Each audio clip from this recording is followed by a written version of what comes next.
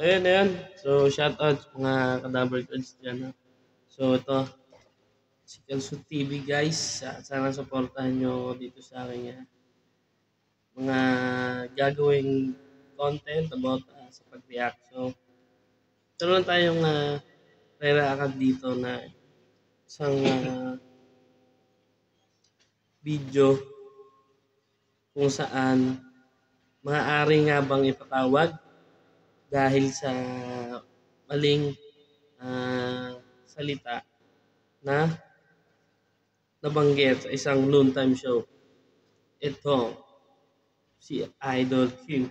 So, tara guys, panoorin mo. Ako po eto, si Kincho na naman po ang target ng mga haters ng Showtime at ng ABS-CBN. Meron daw na nabanggit at nanganganib na naman daw na itatawag ng MTRCB ang Showtime kasama na rin si Kincho. Meron daw siyang binitawang isang salita na hindi dapat bitawan o national television. Hindi naman nagmura, pero may isang salita daw siya na binanggit na hindi akma sa programa o na noontime show or sa noontime. Tingnan natin kung ano yung binanggit niya na yun. Ito yan. During the August 2 episode of It's Showtime, matagal na to, pero ngayon nga lang nakita nitong mga haters na It's Showtime. Bumabalik ko yan at hinahanapan pa rin talaga ng mga kamalian. So, usually kasi guys, syempre, yung kapag sa noontime show ka, no, marami kasing nanonood, like mga bata, mga, syempre, matanda. Kaya, syempre, alam mo yung tao kasi maraming nakikita, mapagmasid. So, alam mo, di ba, pag isa kang artista, so, syempre, nandyan talaga yung kailangan. Syempre, hahanapan ka nila ng mga butas dyan kung tama ba yung ginagawa mo, di ba? So, ito. Tuloy natin yung panonood. Ang It's Showtime. Ito yun. Kim was giving her comment to the voice of one of the contestants pagtawag ng tanghalan. But instead of vibrato, salit daw na vibrato ang mabanggit ni Kim Cho, ang ginanggit niya ay vibrator. Sabi niya, kung ikaw ay isang tao na malawak ang kaisipan, hindi mo agad iisipin yung isang ibig sabihin ng vibrator. Usually kasi, idol, yung vibrator kasi hindi naman talaga ginagamit dapat. Kasi alam mo agad yung takbo ng utak, di ba? Yung takbo ng utak dyan is, yun nga, alam nila, iisipin nila yung vibrator about sa alam mo na, di ba? Kaya hindi mo masasabi na, ayun ba talaga yun? No? Alam mo nga yung tao, maraming nakikita. So, syempre, pag isa kang artista o isa kang naghahano sa isang noontime show, syempre, dapat hindi ka dapat makapagbanggit ng mga words yun na hindi dapat kasi may mga nanonood ng mga bata, especially ganyan, di ba? Kaya marami nakakapansin. At syempre si MTRCB, kaya nga sila yung nagbabantay ng mga pinapanood natin sa TV kung okay ba, maganda ba yan sa mga nanonood na pinapanood ng mga bata kasi usually ngayon yung mga bata kasi idol hawak na yan cellphone, di ba? So sige, tuloy natin yung video. Ng vibrator. You see, galing lang po sa isip niya yan. It's a term. Kahit yung cellphone natin yan, nagba-vibrate. Ibig sabihin, vibrator within the machine. Okay, ang ganda ng vibrator ng boses mo. Yun ang nabanggit po ni Kim Chu. Meron pa daw na isa. Kim also received another criticism when she mentioned the word tech shorts. A remark quickly accused Joe Hilario, who jokingly said that it would be or should be quick shorts. Hindi nga kasi idol, yung sinasabi mo ngang, yun nga, yung sinasabi yung picture na yan, 'di ba? Usually maling term kasi kung, sasabihin mo yan 'no, dun sa isang, noontime show na buong mundo na worldwide nakakapanood sa'yo, ultimo bata, matanda, lahat. Hindi mo puwedeng, banggitin yan. So, 'di ba pansin mo nga, pinasukan nga ni Jong, pinasukan niya na quick, quick, ginawa niyang quick, quick short, 'di ba? Kasi alam niya medyo may fault si Kim na nasabi yun si Kim Chiu dun sa quick, quick, quick short na yun, 'di ba? Kaya nga pinasukan ni Jong, 'di ba? Kaya nga nagbiro na lang siya. It means may napansin yung mga tao na may mali nga ano sa quick, quick short na yun. Ikaw talaga idol, eh. Hindi mo masisisi yung mga nanonood kung bakit, napansin nila yun. Siyempre kaya nga nanonood sa yung isang tao kasi minsan yan din nakakapansin sa'yo. Kung sino yung nanonood sa'yo hindi makakapansin sa'yo, 'di ba idol? Kaya wag mong, hindi mo puwedeng sabihing walang mali dun, may mali. Kaya nga pinasukan ni Jong na ginawa ng quick, quick short, yung quick, quick short, alright, 'di ba? Ikaw talaga idol, ah. Sige tuloy natin. Quick shorts. Term. It's a term na ginagamit ng lahat. Alin po ba ang bastos doon sa quick shorts? Hindi mo naman sinabing Ano ano ba yun? Ano bang bastos dun sa quick, quick short, 'di ba? Ayun na nga sinabi na nga, eh, kaya nga 'di ba ano ba nabanggit ni Kim, 'di ba, pek-pek, 'di ba? Sorry guys, 'di ba kasi totoo, eh. Ito walang ano na, walang dagdag bawas. Kaya kaya nga si Jong pinasukan na lang niya ng quick, quick, quick, quick short. Ano, 'di ba anong masama, anong ano dun? Anong masama dun sa wala bang masama sa sinabi ni Kim, 'di ba? Kaya it means may mali. Kasi hindi naman mapapansin kung tama naman yung sinabi, 'di ba? Ibig sabihin mali yung sinabi ni Kim. So usually talagang ipinasok na lang ni Jong yung kwek-kwek, 'di ba guys? Kasi hindi naman mapapansin ng MTRCB yan kung tama ba talaga yung sinabi ni Kim, 'di ba? 'Di ba Idol Jong? Kaya nga pinasukan ni Idol Jong ng kwek-kwek short kasi baka mamaya kaso wala, eh, on cam so wala kang magagawa. Bahala na kasi wala napansin na, eh, 'di ba? Oh, sige, tuloy natin, tuloy natin. hindi mo naman sinabing tek. Ang sinabi mo ay tek shorts. Eh kung sino alam nila yun. Maiksing shorts. Oo, yun nga, alam na nga nila yun, eh, kaso yun nga, usually sabihin natin okey lang na banggitin mo yung kwek-kwek short na yun. Pero meron kasing batas kaya nga may MTRCB siyempre, sila nagpapatupad ng batas na yan para maging maayos yung show. Kumbaga siyempre buti kung, SPG 'di ba, pero ano kasi yun, eh, kasi, noon time show marami talaga, sobrang dami mga batang nanonood kaya, ah, may tagabantay nga, may MTRCB, parang SWD 'di ba? 'Pag yung mga bata na hindi na ano or napagsamantalahan na bata pa, siyempre meron DSWD para pagtanggol sila. Gano'n 'yun idol, sige tuloy natin. Maiksing shorts. Ang term, wala pa kapasisan doon. Matindi no? Matindi yung mga netizens ngayon. Lalo na po yung mga haters. Paano walang kabastusan do'n sa pek-pek short, 'di ba? Saan ba yung words do'n nga pek, 'di ba? PK short, 'di ba? Bastos nga yung PK short idol, eh. Paano mo sabing hindi yun bastos? Eh, napaka-clear na clear naman, 'di ba? Rinig na rinig mo naman yung PK short. O, asan yung hindi bastos doon? Siyempre, kaya nga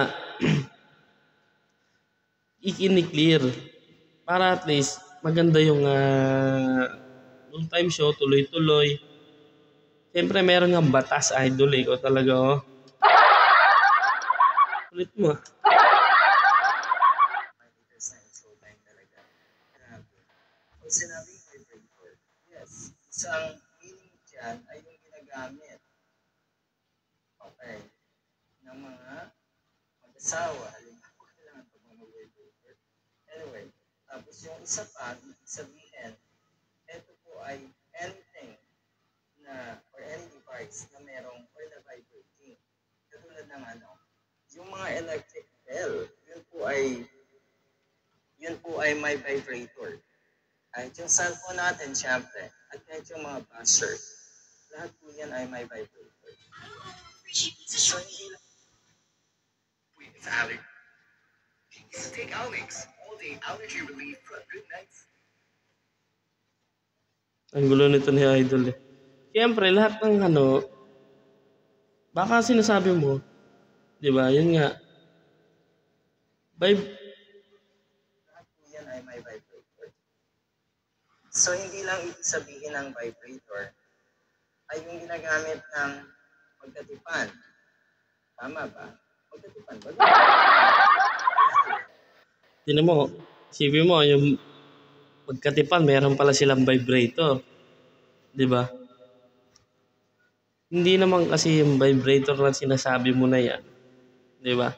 Yung vibrator kasi, yun lang mo nga yung isip, kaya hindi ka nga pwede magbanggit ng mga salita na hindi nga talaga akma doon sa show nyo. Ano bang show nyo, di ba? Siyempre. Pero magbabanggit ka ng mga ganyan na hindi nga karapat-dapat doon sa pinapanood, is siyempre, may kaukulang parusa yon o paglabag sa mga batas sa MTRCB. Di ba? At panoorin natin ulit. Ito ba ay ginagamit ng mga kababaihan or kalalakihan lang? Hindi tayo masyadong aware dyan. So, yun nga. Maganda ito. Ano, pati ba lalaki merong vibrator? Yung mga lalaki dyan, sino mga vibrator sa inyo dyan? Baka pwede makairam na masubukan ko yung vibrator. Isang natisan. Hindi naman sadya yung vibrator. Totoo. Okay. Hindi niya sinadya. At wala siyang mali siya doon sa kanyang payag na yan. Pero kung iisipin mo, hindi naman masama yung word na yan. Sa isip lang ng mga tao. Totoo. Hindi nga, idol. Oo, sa ibang tao siguro, hindi naman masama. Pero alam mo kasi, idol, yun nga yung mali mo dun. Kasi nga, yun nga yung mali ron na meron nga tayong batas. Lahat naman ng bagay dito sa mundo natin may batas, di ba? Kaya isipin mo, vibrator, di ba? Sa isip lang talaga. Sabi niya dito, kahit daw yung cellphone ay may vibrator. Kaya nag-vibrate ang ating mga phones, di ba? Yun. Imbis na bantay ng bantay ang MTRCB, bakit din sila mag-campaign para sa mga magulang na gabayan ang mga kabataan? Okay. Yun dapat ang kanilang Hindi. Ang binabantayan niya ng MTRCB is yung mga noontime show na kung may sasablay man. Kasi sa ngayon, ang dami na kasi gumagamit ng gadgets nga. Bata, lahat, matanda, cellphone, naka-cellphone, di ba? Siyempre, hindi naman pwede lahat tutukan nila yan, mga bata na yan para ibig sabihin, sinasabi mo na huwag na manood tong mga batang to dyan sa noontime show nyo. Ganon. Pag nalaman nila na ganon, di ba? Na huwag na sila manood, di ba? Kasi nga, yung bata, iba't iba na ngayon yung ng bata. Cellphone, nanonood na ng kung ano-ano, di ba? So, pag napanood kayo, syempre, pag may mga ganong words, may nangyayari na hindi maganda dyan sa show nyo, syempre, pangit nga naman, di ba? Hindi mo kasi masisisi yung mga magulang kung bakit dapat manood sila dyan sa sa show nyo na yan, di ba? Kaya nga sinasabi dyan, idol, kumbaga, bata nga kasi, dapat tayo mag-adjust. Tayo mag-ingat sa mga sinasabi natin. Diyan sa show natin, di ba? ang kanilang pinaka-campaign. At yun nga, yung sinasabi ko dati na eto MTRC, sana nag-monitor sila ng mga live shows. Naka-tuto. Okay. Kaya nga, di ba, sabi mo, ano ba sinabi mo? Parang maipapatawag, di ba? Parang ganon. Kasi, sabi, napanood nga ng MTRCB. Kung bakit, ayun nga, kung bakit nga ipapatawag, di ba? Tapos, ibig sabihin, nakamonitor sila, idol. Diba? E kung hindi sila nakamonitor, hindi mapapanood yun. Talagang basic ko, Ito nga. Paglabas dyan, agad-agad, at least makikita right away, makikita agad-agad, at pwedeng makikita. Anyway, pag live, hindi babawi. Pero yun nga, ulitin ko, wala pong problema sa sinabi ni Kitsu, at walang problema doon sa tactic shorts na sinabi niya rin. Ang kulit mo, meron niyang problema eh. Alam mo, idol, kaya nga meron niyang problema eh, di ba? Kaya nga may problema eh. Napansin nga kasi yung sinabi, di ba? About doon sa fake shirt na sinasabi mo. Tapos meron pang vibrator. Paano walang mali eh, napansin nga. Halikan kita eh. Kulit mo ah. Kaya nga nakita, napansin nga eh. Di ba? Kung hindi naman napansin yun, bakit? Di ba? Ba't kukulitin? Ba't aanuhin, di ba? Ba't papansinin? Ito talaga idol ko, Sa tactic shorts na sinabi niya rin. Yan po ay nasa isip ko. Huwag pong masyadong laliman yung inyong imahinasyon dahil hindi yan healthy.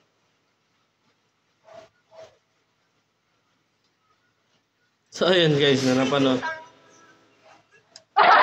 Ayun guys, napanood nyo nga yung react natin doon. Kasi sinasabi na to ni Idol na wala nga daw mali doon. Wala mali sa PK short na yon. So, ibig sabihin,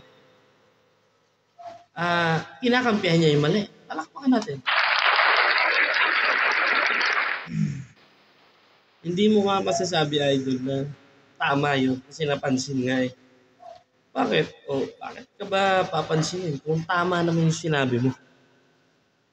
Kung tama naman, siyempre, di ba, andun nga, di ba, sinabi na, pinasukan na lang ni Jong ng quick short, di ba? Ang idol ko si Jong kasi sabihin, pinaprotection niya rin yun. Pinaprotection niya si Kim about doon sa nangyari. Pero wala tayong magawa kasi ano yun eh, yun naka-live yun. At ikaw naman idol, wag mo sabihin na walang mali doon sa ginawa niya. Meron idol kasi napansin, di ba? Kasi kung hindi naman napansin niya, bakit naman papansin eh, di ba? At siyempre sa atin, pag sinabi tayo artista eh, totoo, nagkakamali tayo pero dapat, siyempre, hindi rin na huwag natin sanahin yung sarili natin, siyempre, na porkit artista tayo, kailangan magsalita na ba tayo ng hindi maganda sa isang show, di ba? Kung talagang nagpapabilib ka sa tao o nagpapa-fame ka, dapat fame ka talaga. Yung talagang kinapupurian ka, hindi yung napapansin ka ng mga nanonood o mga tao dahil nga may mali kang mga nasasabi, di ba? Dapat hindi ganun. Kasi ano tayo eh, artista tayo eh. Asa atin yung fame, di ba? Ano dapat yung mga pagsasalita natin dyan sa entablado man, di ba? Dapat maayos. Kasi marami pong nanonood sa atin na mga bata, mga matatanda, siyempre napapansin nila or hindi man yung bata makapansin, siyempre si bata, nood lang yan. Basta nakikita ka niya, natutuwa siya sa'yo. Pero hindi niya napapansin, minsan may mga salita na pala ron na mga mali. May mga fault na salita na ron na akala niya okay lang. Pero siyempre, at least meron tayong like dyan, MTRCB, siyempre, di ba, meron tayong sa isang pinapanood natin, may SPG, di ba? Striktong Patnubay at Bagay. Striktong Patnubay at Gabay, di ba? Meron yung ganyan sa SPG. Merong PG. Kasi merong general, di ba? May general na ano, kasi pag sa TV yung lumalabas yung kulay green. Sabihin, andun wala, pwede siyang panoorin ng mga bata. Also known as yung mga noontime show, syempre. Pag noontime show, kailangan okay yan eh.